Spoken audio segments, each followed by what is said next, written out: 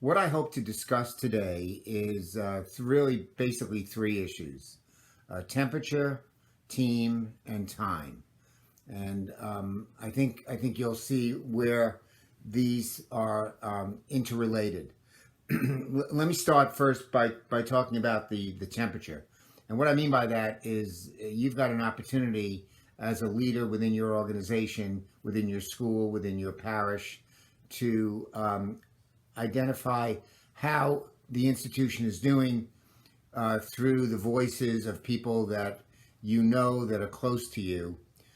So I would recommend that you choose three people that you have confidence in terms of their view of the organization. It could be a fellow colleague, a staff member. It could be a board member. It could be someone who's part of your constituency.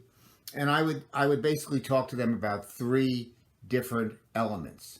One is I think people who are viewing you as a leader in your organization might be curious about how you're doing. So speak to them first about how you're doing, very briefly, during this crisis that we're all experiencing. Certainly, following that, I would say speak to them about how they're doing, how their family is doing, and then get their perspective about how they see the the challenges that are besetting the organization. And I think by having that kind of an open-ended discussion, you're going to start to pick up some storylines that you're going to be able to use in your communication back to your constituents. Now, just for the purpose of discussion here, I'm going to constantly be using the example of an educational institution, a secondary school.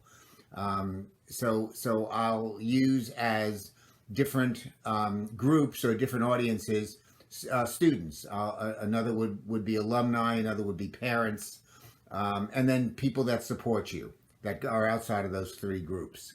So you need to possibly, when you're looking at having those conversations, again, I'm saying three people, you may want to think about going to different elements of your constituency.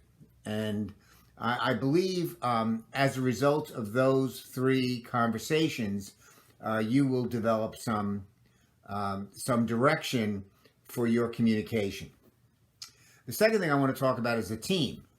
So as the president or the principal or the director of an institution or an organization, you are the leader that people will look to. Now, some of you may feel more comfortable in communicating in a written channel. Email is probably the best way to do that today, and then also the opportunity to do videos. So you need to think about what channel or channels you want to use to communicate, but you also want to think about who should be speaking on behalf of your organization. Should it always be you? Should it possibly be a trustee? Could it be a member of your team, a faculty member? So those decisions need to be made, and I think you can align the message with the messenger over the period of the next weeks or months that we're going to be communicating in this fashion. So we talked about the temperature, we talked about the team, and the last thing I want to talk about is time.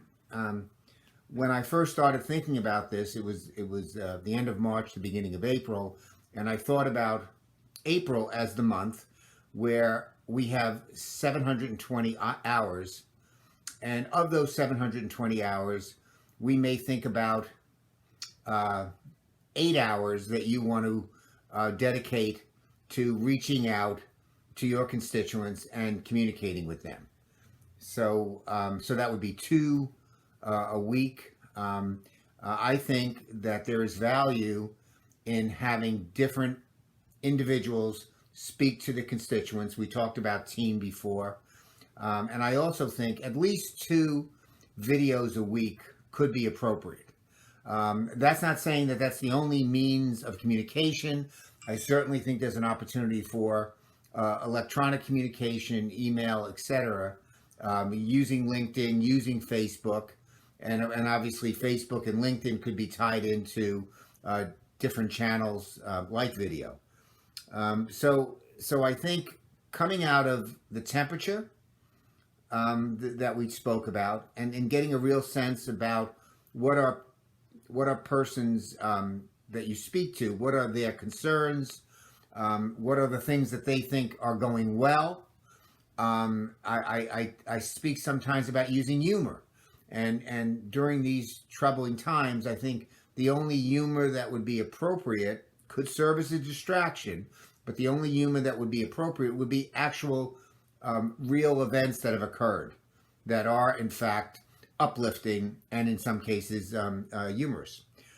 So what I hope you take away from our little discussion today is the fact that action is required.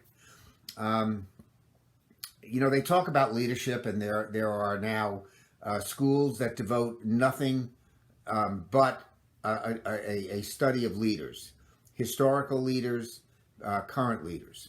And I think what most people will say is that leadership is tested under the most difficult times. And in our lifetime, this is the most difficult time, without question. We thought that 9/11 was a level that we would never reach again. We thought about the Great Recession, but now we're faced with something that is completely different, and candidly, to many people, very unnerving. It's unnerving from a health standpoint. It's obviously unnerving from a financial standpoint, and those two things are converging. So what I would strongly think about is your brand of leadership, your style of leadership, and how you need to adjust your leadership during these very, very trying times. When we think about leaders that we're watching right now on television, I'm drawn to the way Andrew Cuomo is compassionate, he's factual, and he's informative. And if you watch him, he always tries to inject a bit of humor into this, even though there are very, very few things funny about people getting sick and dying. So think about that.